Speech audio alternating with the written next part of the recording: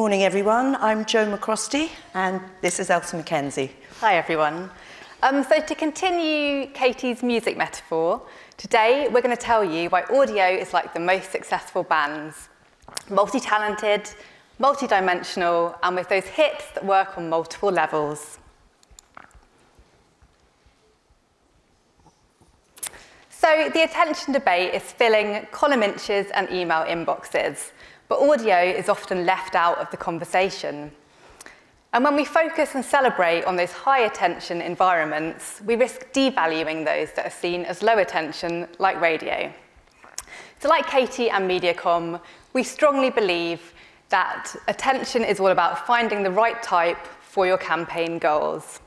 But we also believe that attention is about more than media environment alone. So in the next 15 minutes, we're going to tell you why hearing is different to seeing. Attention is about people, and high attention environments aren't the holy grail. And all of this is going to prove that audio is actually one of the most important tools to help you win in this world that's short of attention. Thanks, Ailsa. So, as part of our human early warning system, our ears are always on. We're constantly listening and monitoring for anything that might come and pose a threat to our well-being or threat to our lives. And it starts right from the minute that you wake up and your alarm goes off, right through to the microwave telling you your porridge is ready, through to the vehicle reversing in front of you, right the way through to the smoke alarm that could save your life. Whatever you're doing, audio can command your attention and make you stop. Whatever you're doing, it can get your immediate attention in a way that cannot be matched. Now, because we're lucky enough to have you all here in real life, I'm going to do a bit of an attention test now. And I'm going to ask you to really listen and see if you can tell me how many times this ping pong ball gets hit by a bat. Okay?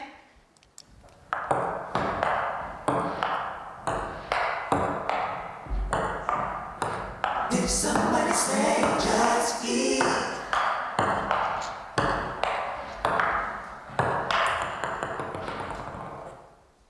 How many do you think?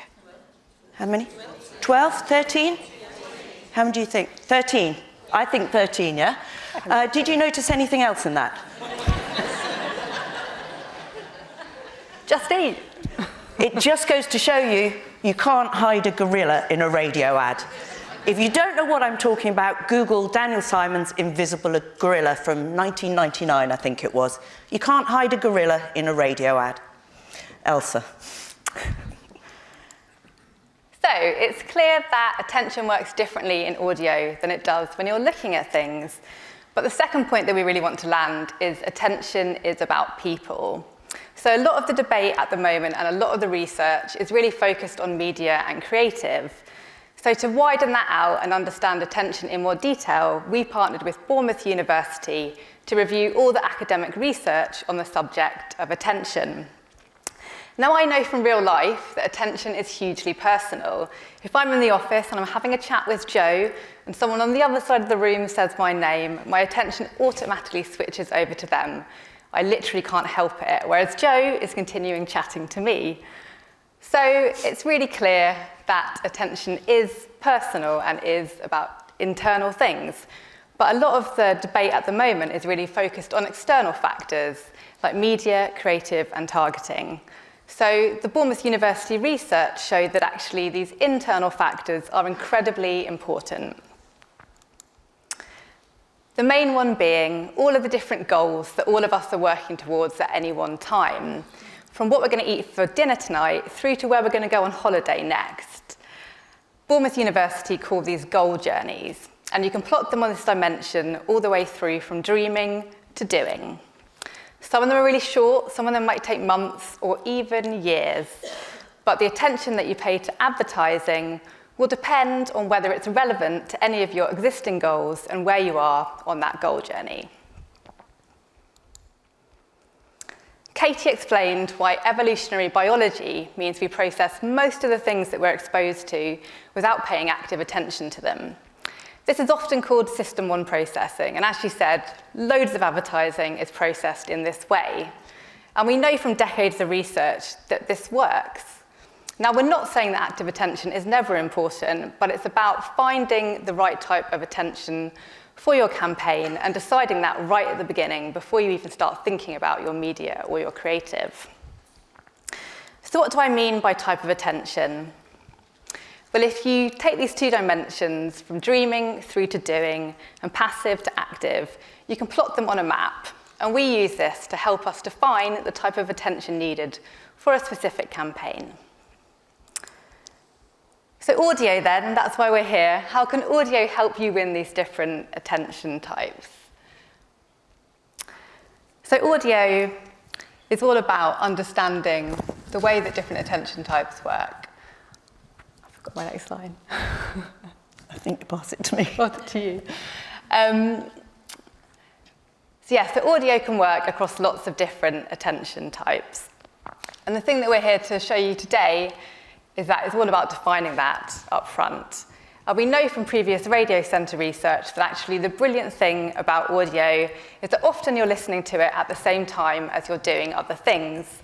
And that means that it's brilliant at helping you target people on those goal journeys that I was just talking about. And actually, previous radio centre research shows that this really works. So if you think about building shelf awareness, that showed that targeting people on the way to the supermarket has a really positive impact on their purchase behaviours. And then Here and Now looked at how targeting your creative and making it match the many activities that we do at the same time as we listen to audio really supercharges those campaigns.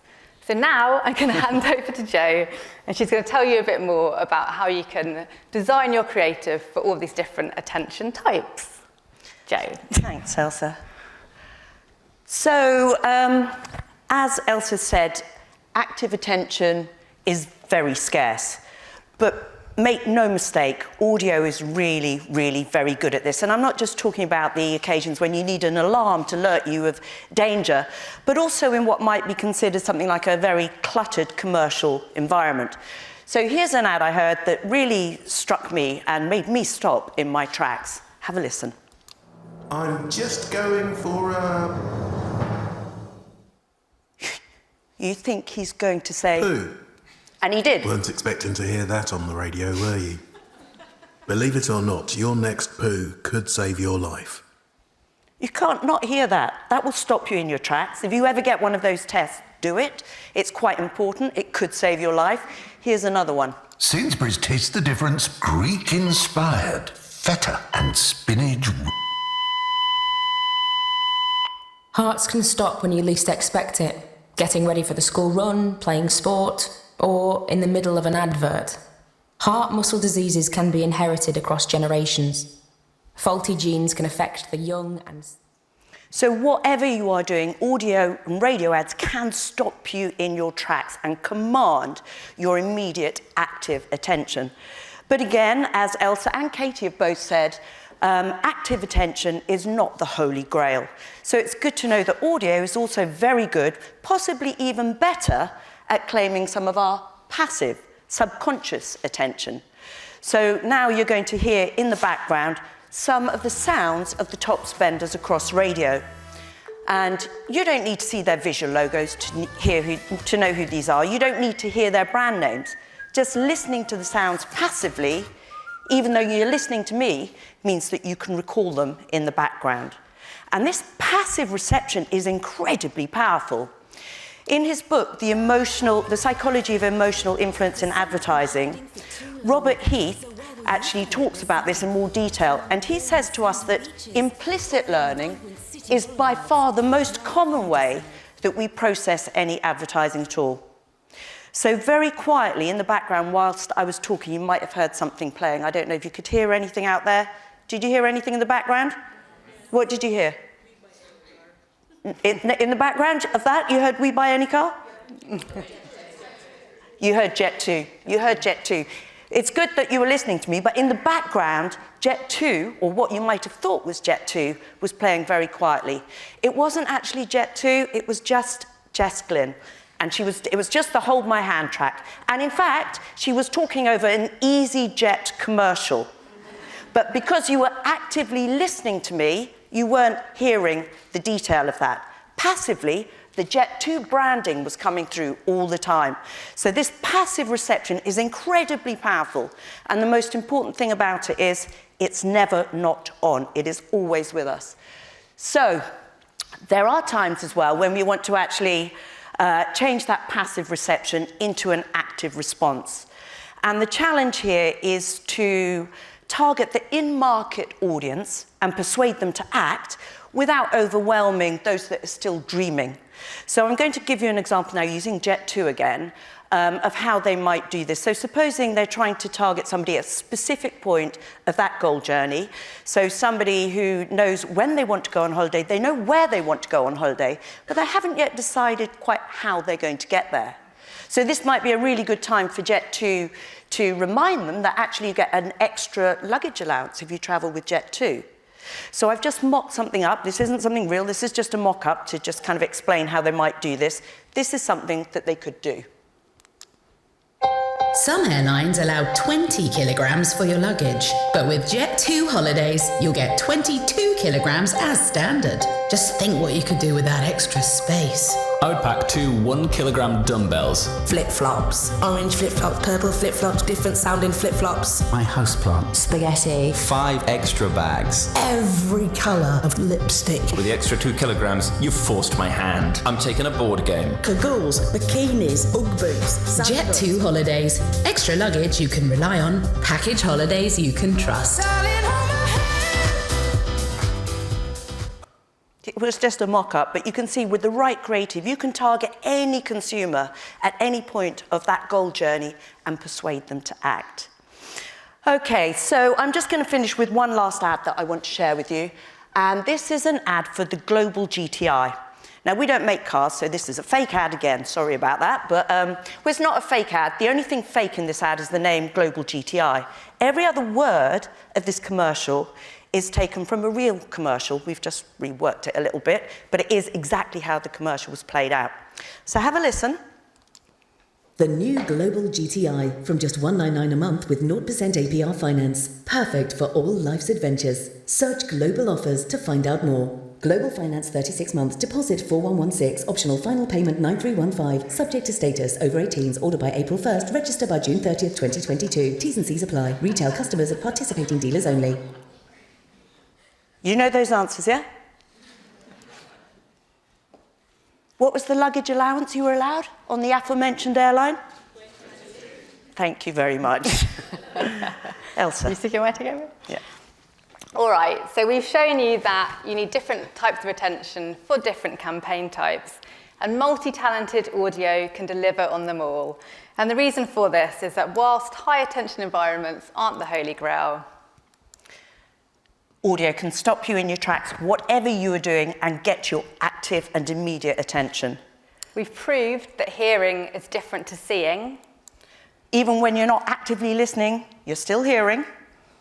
And it's really clear that attention is about people. So what you have to do is just use the right type of attention to do the right job. You can elect not to listen, but you can't elect not to hear. And you can't hide a gorilla in a radio ad. Thank you.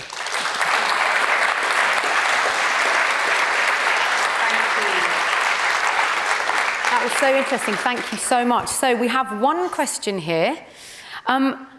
Is the attention theme an opportunity or a threat for radio, in your opinion?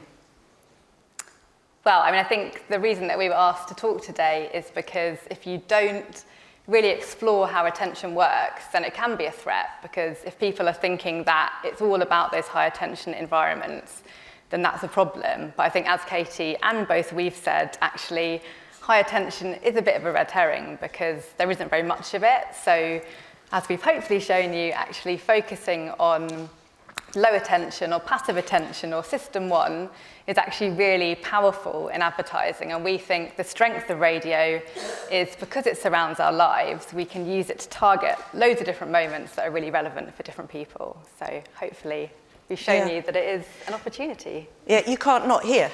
You can't not hear, so which part of the attention do you want to dial up? It depends what you do with the creative and how you plan it. Wonderful. Thank you so much. So interesting. Thank you, Joe. Thank you, Ailsa. Thanks ever so much.